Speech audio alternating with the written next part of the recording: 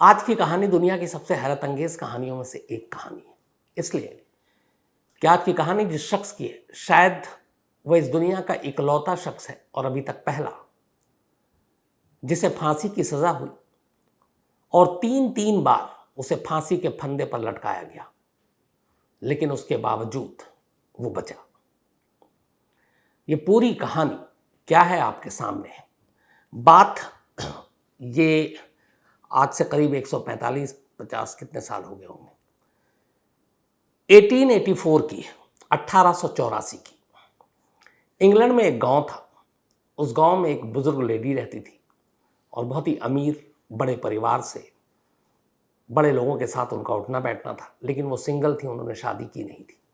उनका नाम था एमा एनी काइसे। एमा एनी काइसे एक 55-60 के आसपास उम्र, द ग्लेन, यहां वो रहा करती थी और अकेली थी, चूंकि शादी वादी की नहीं थी। तो उनके घर में 4 नौकर थे। इनमें से 2 बुजुर्ग नौकर थे, सर्वेंट। एक का नाम था एलिजा निक, एक का नाम था जेन। ये दोनों थोड़ी एजेड थे। इसके अलावा उनकी एक कुक थी जिसका नाम था एलिजाबेथ हैरिस, और एलिजाबेथ हैरिस का एक भाई था जिसका नाम था, बल्कि सौतेला भाई, जॉन हेनरी ली। तो ये 4 लोग रहा करते थे। जॉन हेनरी ली की कहानी ये थी कि स्कूल ड्रॉप आउट था, स्कूल छोड़ दिया। उसके बाद इसने कहा कि नेवी में काम करेंगे। नेवी के लिए गया, कोशिश की, लेकिन नौकरी लगी नहीं। फिर बाद में ये कहीं छोटी मोटी नौकरी करने लगा, लेकिन एक बार जिसके यहाँ ये नौकरी करता था उसके ऊपर चोरी का इल्ज़ाम लगा और जॉन ली को जेल भेज दिया गया। जॉन ली जेल चला गया और ये सारी बातें 1879-80 की है, 1889-80 की। जेल में वो रहा और जेल के बाद 1884 में वो जेल से रिहा हुआ और 79 में ये गया था लगभग जेल, और 84 में जेल से रिहा हुआ। रिहा होने के बाद ये बाहर आया। चूँकि इसकी बहन एलिजाबेथ हैरिस ऑलरेडी एमा एनी काइसे के यहाँ काम करती थी और वो एक नेक दिल महिला थी, तो जॉन एली का कोई था नहीं। तो उन्होंने जॉन को अपने पास, अपने घर पे रख लिया एक मुलाजिम के तौर पर, क्योंकि ऑलरेडी उनकी सिस्टर उसकी काम करती थी। वो उनकी कुक थी, रसोईया थी, खाना बनाती थी। तो अब जॉन जो है, जॉन हेनरी ली, ये काइसे के घर पे काम करने लगा। ठीक ठाक सब कुछ चल रहा था, लेकिन तभी एक तारीख आती है 15 नवंबर 1884, 15 नवंबर 1884। कई महीने गुजर गए थे जॉन ली को काम करते हुए। 15 नवंबर 1884 की सुबह सुबह काइसे के घर से धुआं उठता है। लोग आस पड़ोस के देखते हैं। इस दौरान में कुछ लोग वहाँ पहुँचते हैं, कुछ पुलिस को फ़ोन करते हैं। पुलिस की टीम आती है, घर के अंदर दाखिल होती है, तो देखती क्या है कि ग्राउंड फ्लोर पे काइसे की लाश पड़ी है और काइसे का गला कटा हुआ था, तेज धार हथियार से काटा गया था। सर पे उनके 3 गहरे जख्म के निशान थे। और उस वक्त उस घर में काइसे की लाश के अलावा एक ही शख्स था और वो था जॉन ली। और जॉन ली को पुलिस ने पूछताछ की तो उसने कहा कि वो सो रहा था, अचानक उसे धुएं की स्मेल आई और उसे लगा घर में आग लग गई है। तो भागा अपनी मालकिन काइसी की तरफ, लेकिन वहाँ जाकर उसने देखा कि काइसे खूनम खून ज़मीन पर, फर्श पर पड़ी हैं। उसने फिर आग बुझाने की भी कोशिश की, लेकिन फिर तब तक पड़ोसी आ गए, फिर पुलिस आ गई। तो ये जॉन ली का बयान था। अब लाश को भेज दिया गया पोस्टमार्टम के लिए। जॉन ली से पुलिस पूछताछ कर चुकी थी। अब इसके बाद पुलिस ने, जब बाकी सारे नौकर आए, उनसे पूछताछ की, तो उस घर में जॉन ली के अलावा 3 और लोग थे जो सर्वेंट के तौर पे काम करते थे, जेन, एलिजा निक और एलिजाबेथ हैरिस। एलिजाबेथ हैरिस उसकी सौतेली बहन थी। तो इन तीनों ने बताया कि पिछली रात वो यहाँ थे नहीं, वो कहीं गए हुए थे। तो उस घर में अकेला जो है जॉन ली था और ओनर जो थी वो थी। फिर पुलिस ने तफ्तीश की तो पता चला कि घर के अंदर कोई फोर्सफुल एंट्री नहीं है, कोई जबरन अंदर घुसा नहीं है, पड़ोसियों ने भी किसी को आते जाते देखा नहीं। फिर पुलिस की नज़र पड़ी जॉन ली के एक हाथ पर, देखा हाथ पे एक कट का निशान है। पुलिस ने उससे पूछा तो उसने कहा कि वो काइसे को बचाने के लिए जब गया तो धुआं कमरे के अंदर भरा हुआ था, तो उसने एक कांच की खिड़की जो है वो तोड़ी, उसकी वजह से चोट लग गई। लेकिन ये सारी चीज़ें पुलिस को एक तरह से ली के ऊपर शक पैदा करवा रही थी और पुलिस का ये मानना था कि घर के अंदर कोई आया नहीं, बाहर से और कोई था नहीं, इकलौता यही है और एक लाश पड़ी है, हाथ पे कट का निशान है, हो सकता है इसी ने कत्ल किया और उसी दौरान में ये जख्म के निशान भी आए। पुलिस ने अगले ही दिन जॉन ली को गिरफ्तार कर लिया अपनी ही ओनर के कत्ल करने के इल्ज़ाम में। जॉन ली लगातार कहता रहा कि मैं बेकसूर हूँ, मैंने कत्ल नहीं किया, लेकिन पुलिस का कहना था कि इस घर में कोई और नहीं था, बाकी नौकर भी नहीं थे और तुम्हारे ऊपर जख्म के निशान भी है।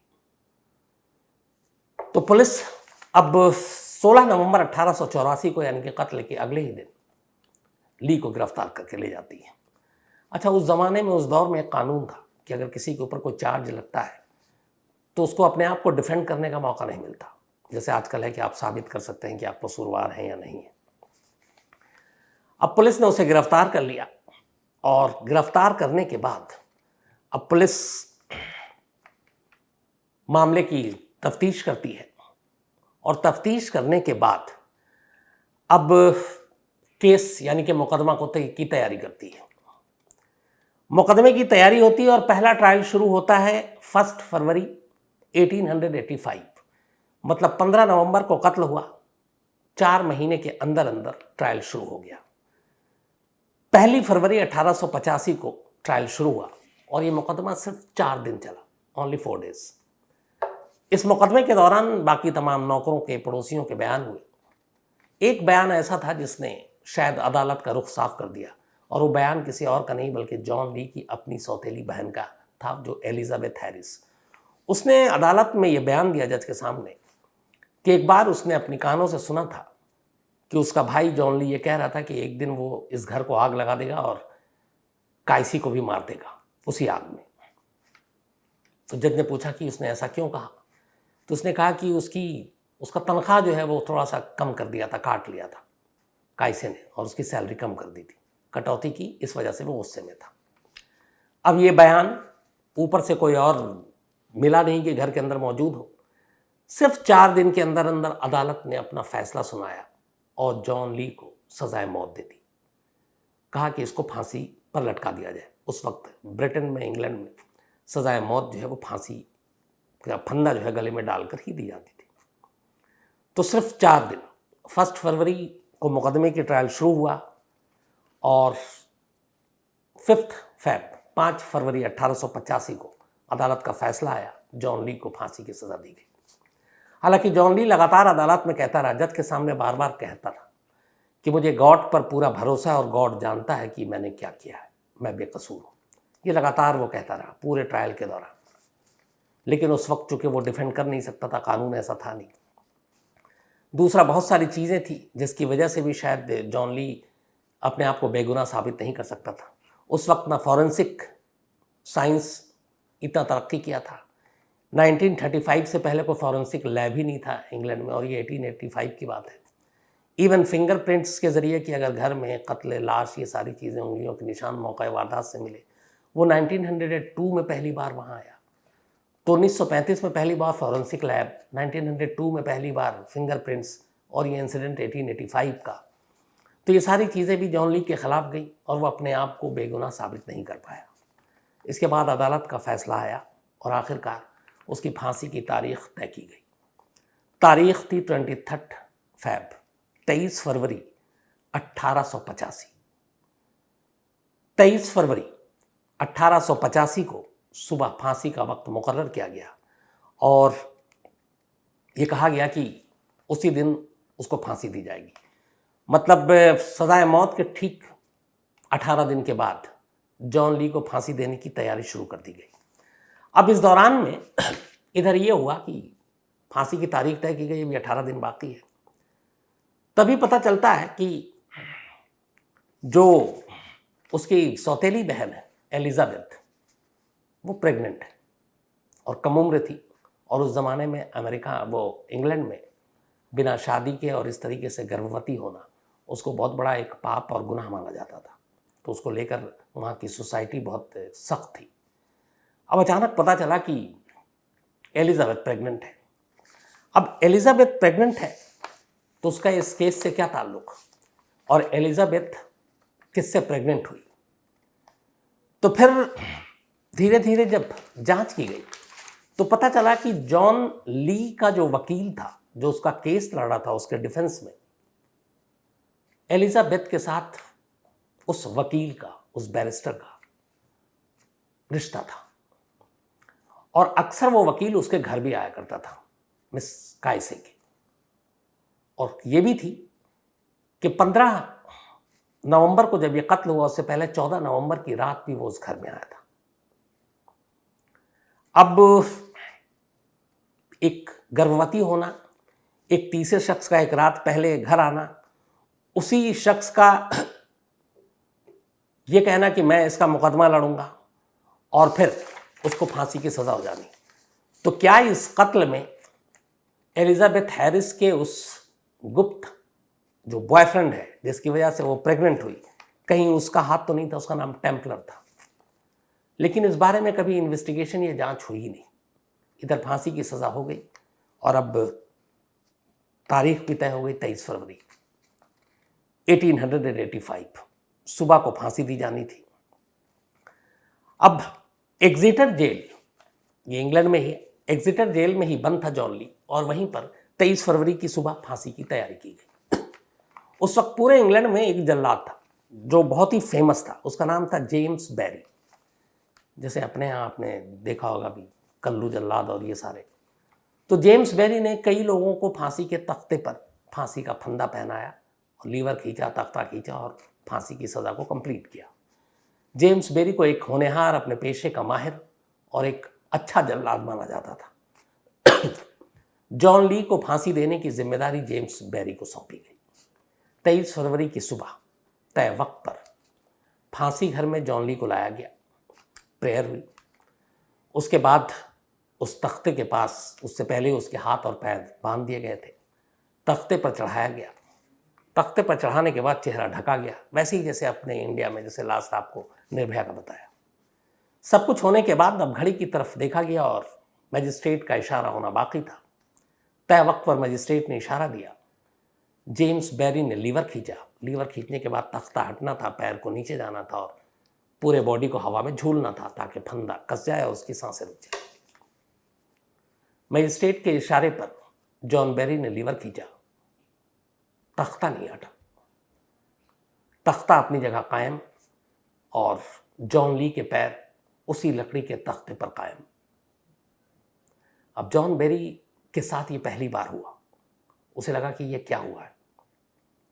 उसने दोबारा लीवर खींचा, फिर तख्ता नहीं खुला। अब वो क्या करे?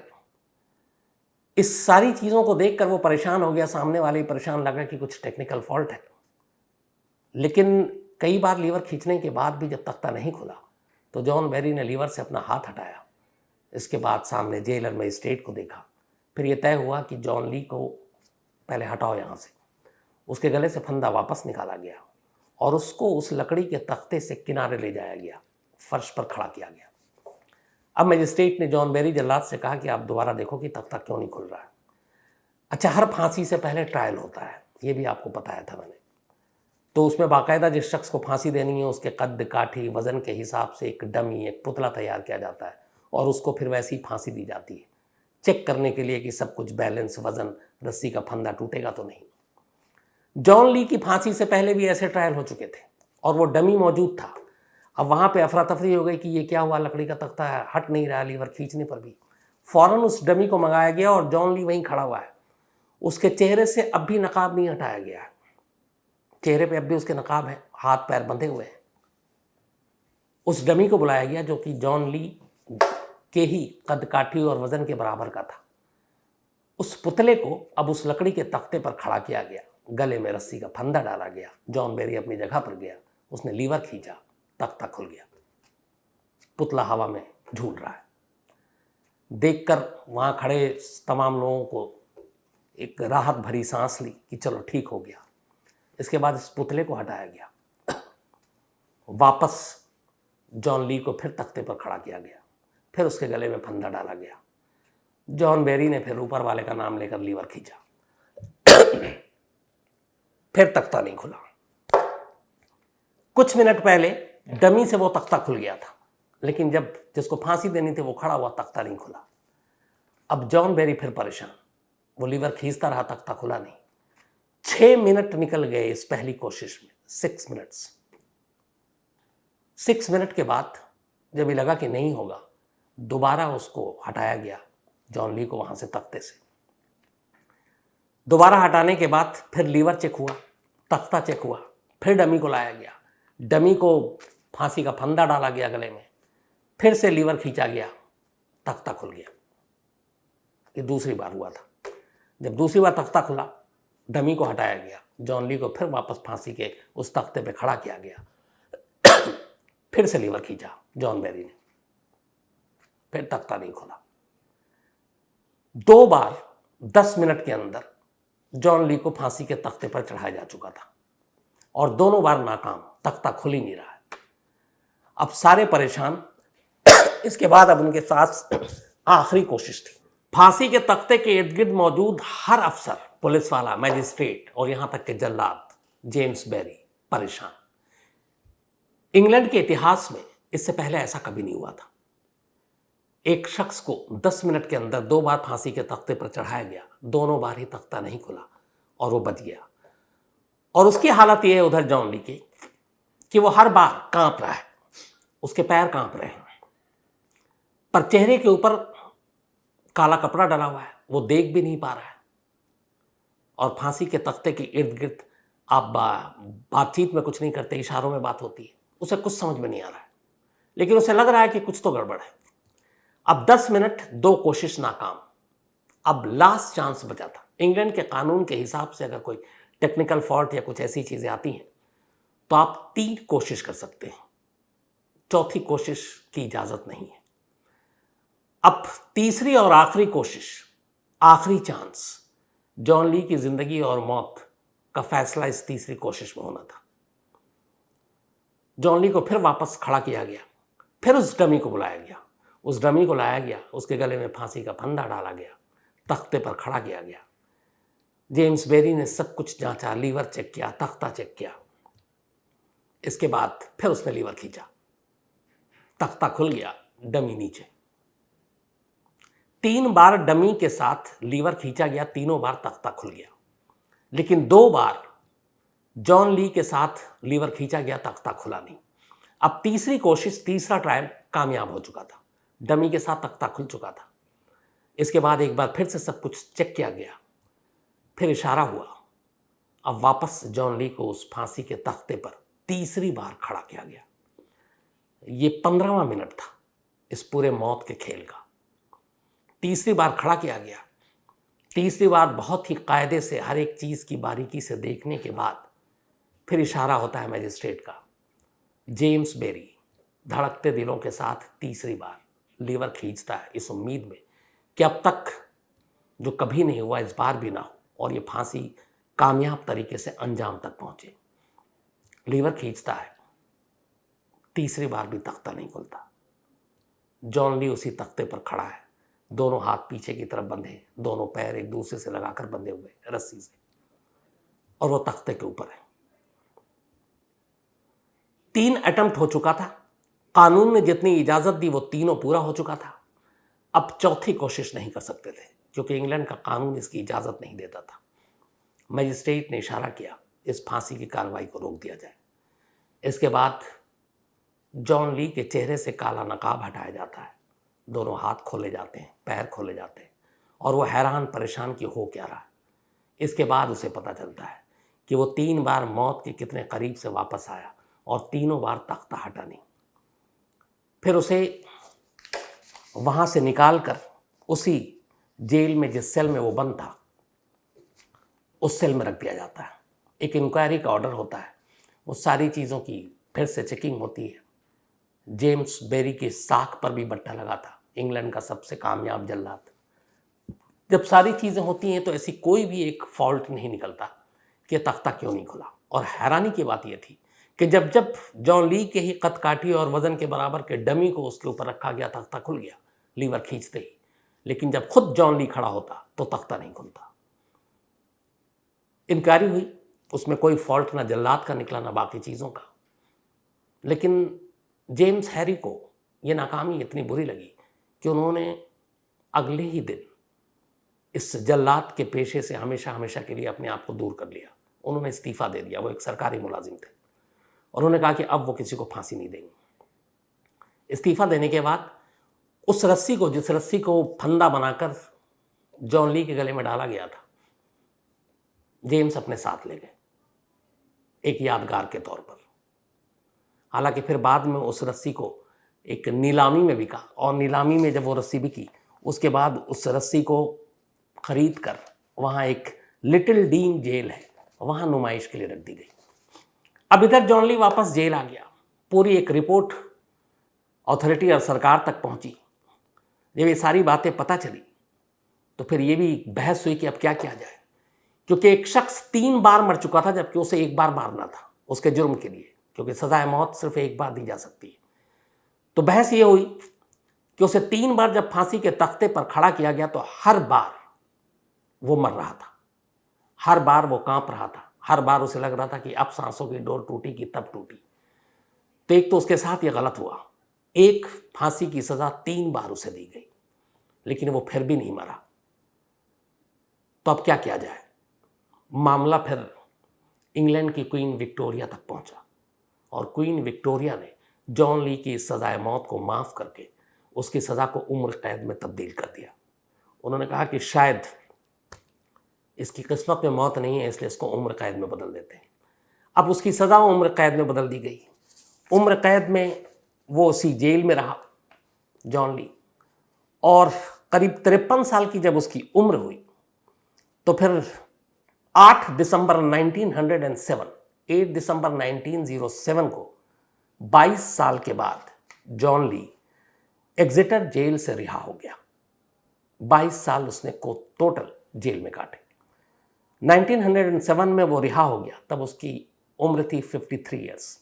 रिहा होने के बाद जब वो बाहर आया तो कहते हैं कि वो एक मशहूर हस्ती बन चुका था, क्योंकि हर तरफ कई इसकी कहानी मशहूर हो चुकी थी कि एक शख्स था जिसे फांसी के तख्ते पर चढ़ाया गया और 3 बार वो बच गया, और ये दुनिया का पहला शख्स है। बाद में उसने अपनी किताब भी लिखी और फिर धीरे धीरे कहते हैं कि वो इंग्लैंड से गुमनामी की ज़िंदगी जीते हुए गायब हो गया। इसके बाद जॉन ली कहाँ गया किसी को मालूम नहीं, लेकिन फिर जॉन ली के बारे में कुछ लोग खोज करते हैं और आखिरकार खोज के बाद ये पता चलता है कि जॉन ली ब्रिटेन से निकलकर अमेरिका चला गया था। तो खबर ये आई कि वो अमेरिका चला गया। इसके बाद उसकी कहानी के पीछे बहुत सारे जर्नलिस्ट, बहुत सारे लोग पढ़े। फिर उसके ऊपर एक किताब लिखी गई और उस किताब का नाम था, जो लिखी गई, the man they could not hang, और इसी नाम से जॉन ली मशहूर हो गया। इस किताब के लिखने वालों ने जॉन ली के बारे में तमाम खोजबीन की और आखिर में उन्हें कामयाबी मिली। 2009 में अमेरिका के फॉरेस्ट होम सिमेट्री में, जो मिलावकी में है, वहाँ एक कब्र मिली और उस कब्र के ऊपर एक नाम लिखा था, जेम्स ली।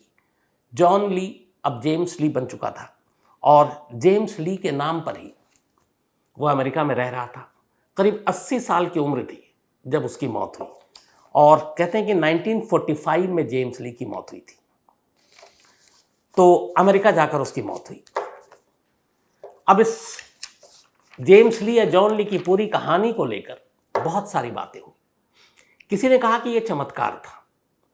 खुद जॉन ली जब बाहर आया तब उसने खुद एक किताब लिखी और उसने कहा कि जब वो 4 दिन का ट्रायल चल रहा था और वो कोर्ट के अंदर था, तो जज लगातार जब पूछ रहा था तब वो सिर्फ एक बात कहता था और हमेशा काम एंड कूल रहता था। उसे कभी कोई बदहवासी या घबराहट नहीं हुई।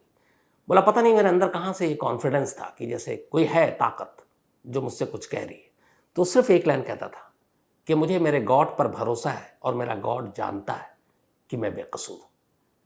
यही लाइन वो आखिरी तक कहता रहा, और क्या पता जो 3 फांसी की कोशिश हुई उसके साथ, उसके गॉड ने ही उसकी मदद की, क्योंकि डमी में तो तख्ता खुल रहा था लेकिन जॉन पे तख्ता नहीं खुल रहा था। तो ये है दुनिया की अब तक की सबसे अजीब कहानी, मैंने जो शुरू में आपसे कहा, और ये वो कहानी जिसमें एक शख्स को 3 बार फांसी देने की कोशिश की, तीनों बार बच गया, और फिर उसकी उस फांसी की सज़ा को ही ख़त्म करके उसे उम्र कैद की सज़ा दी गई, फिर वो बाहर आया।